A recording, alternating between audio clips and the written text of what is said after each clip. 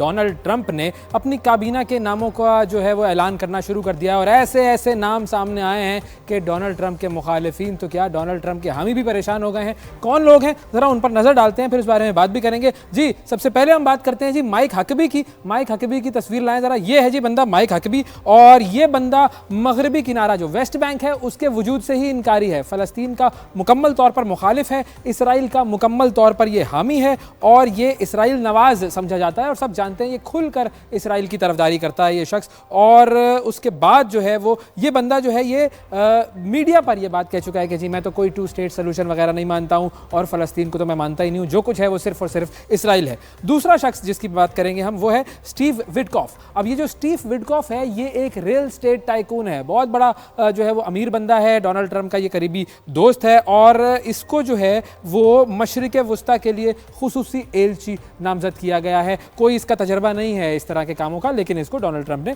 चुन लिया है। अगला नाम जॉन रैटक्लिफ जी, ये है जी जॉन रैटक्लिफ और डोनाल्ड ट्रंप की जानिब से ये 2020 से लेकर 2021 तक, 2020 से 2021 तक इसको CIA का डायरेक्टर मुकर्रर किया गया था। उस पर तनकीद काफ़ी हो रही थी और अब ज़ाहिर है इसको भी ये नामजद किया गया है डोनाल्ड ट्रंप की जानिब से, तो इस पर मज़ीद तनकीद हो रही है कि भाई ये क्यों कंट्रोवर्शियल बंदों को रखा जा रहा है। अगला नाम है जी ली जेडलिन का। ली जेडलिन जो है ये ज्यूइश अमेरिकन शख्स है। ली जेडलिन, इसको इन्वायरमेंट प्रोटेक्शन एजेंसी जो है वो उसका सरबराह लगाया गया है और हम सब ये जानते हैं कि डोनाल्ड ट्रंप जो है वो मुकम्मल तौर पर जो ग्लोबल वार्मिंग है और इन्वायरमेंट प्रोटेक्शन है इस तरह के कामों पर बिल्कुल यकीन ही नहीं रखता है और ये जो बंदा है अब ये आ गया है डोनाल्ड ट्रंप की काबीना में इस काम के लिए। फिर है जी इलॉन मस्क। हम सब जानते हैं इलॉन मस्क को, इसको जो है वो डिपार्टमेंट ऑफ गवर्नमेंट एफिशिएंसी दिया गया है। ये क्या काम करता है डिपार्टमेंट, इस पर हम बात करेंगे थोड़ी देर में। और ट्रंप के हवाले से हम सब जानते हैं कि ट्रंप को कितना सपोर्ट किया इसने, कितनी इसने जो है वो दौलत खर्च की और अब ये बहुत सारे फ़ायदे भी लेगा। अच्छा जी, अगला जो नाम है वो है जी पीट हेग्सेथ का। ये बंदा जो है वजारत दिफा के लिए नामजद किया गया है। शदीद कंट्रोवर्शियल बंदा है ये, इंतहाई कंट्रोवर्शियल बंदा है ये। फॉक्स न्यूज़ का एंकर भी रहा है और ट्रंप का बहुत बड़ा हामी है। अमेरिकी फ़ौज में भी ये शख्स रहा है और लेकिन अब ज़ाहिर है अमेरिकी फ़ौज को किस तरीके से ये कंट्रोल करेगा ये एक बहुत बड़ा क्वेश्चन है। बहुत सारे अमेरिकी इस चीज़ पर एतराज़ कर रहे हैं। इसके बाद है जी क्रिस्टी नोएम। क्रिस्टी नोएम जो है ये अमेरिकी रियासत साउथ डकोटा की गवर्नर और उन्हें ट्रंप ने दाखिली सलामती की वज़ीर बनाने का इरादा किया है और क्रिस्टी जो है उसके पास भी मुल्क की सलामती और इस तरह के उमूर का किसी किस्म का कोई भी तजर्बा नहीं है। फिर है जी मार्को रोबियो। मार्को रोबियो जो है वो सेक्रेटरी खारजा के अहम ओहदे के लिए चुना गया है और माजी में ये ट्रंप का मुखालिफ था, शदीद मुखालिफ था और अब जो है वो ट्रंप ने इसको अपने साथ मिला लिया है और इंडिया की हिमायत करता है ये बंदा। मुकम्मल तौर पर पाकिस्तान का मुखालिफ है ये शख्स और इसने एक बिल भी इंट्रोड्यूस किया था अमेरिका में जो कि पाकिस्तान मुखालिफ बिल था। तो ये जो लोग हैं ये आ गए हैं जी डोनाल्ड ट्रंप की काबीना में। अब क्या करेंगे ये अमेरिका में ये तो वक्त बताएगा। अच्छा, अब हमारे साथ मौजूद हैं अमेरिका से दानियाल हसन साहब जो कि सीनियर सहाफ़ी हैं, उनसे हम बात करते हैं इस हवाले से। अस्सलाम वालेकुम दानियाल, बहुत शुक्रिया आपने प्रोग्राम के लिए वक्त निकाला। अब ये बड़े मुतनाज़ा नाम है। सबसे पहले अगर हम बात करें इलॉन मस्क की बात कर लेते हैं, डिपार्टमेंट ऑफ गवर्नमेंट एफिशिएंसी, इसके बारे में बताएं ये क्या करेगा।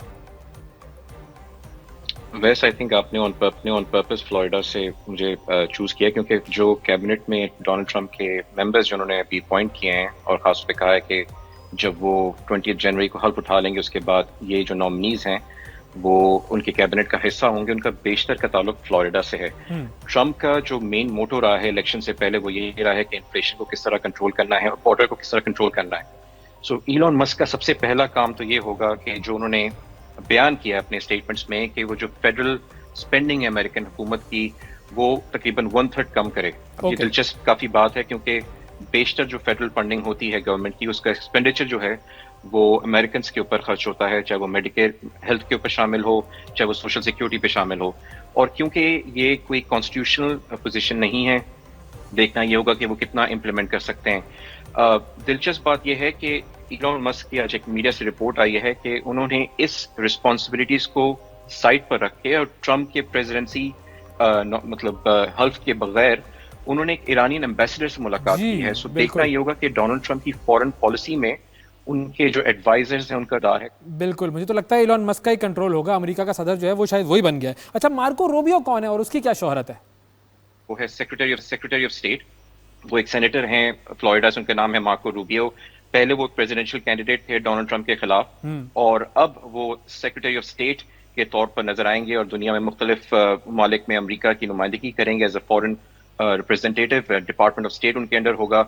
उनका हम पे ये देखना है कि उनकी चाइना के हवाले से पॉलिसी काफी सख्त है। और इंटरेस्टिंग बात यह है कि मार्को रूबियो जो कि अमेरिका के नेक्स्ट सेक्रेटरी ऑफ स्टेट हैं, उनको चाइना की तरफ से एक बैन उनके ऊपर लगाया गया है, क्योंकि अमेरिकन गवर्नमेंट ने कुछ चाइनीज डेलीगेशन थी उनके ऊपर बैन लगाया था यूएई मुस्लिम्स के हवाले से। तो बड़ी दिलचस्प बात है कि एक ऐसे आपके सेक्रेटरी ऑफ स्टेट आ रहे हैं अमेरिका की तरफ से जो कि चाइना में उनको जिनमें पाबंदी लगाई गई है, और उनकी ईरान के हवाले से क्या पॉलिसीज होगी इस पे भी काफी डिस्कशंस हो रही हैं, क्योंकि जो बेशतर उनके कैबिनेट मेंबर्स हैं उनके स्टेटमेंट्स, उनकी पॉलिसीज ईरान के हवाले से काफी सख्त हैं।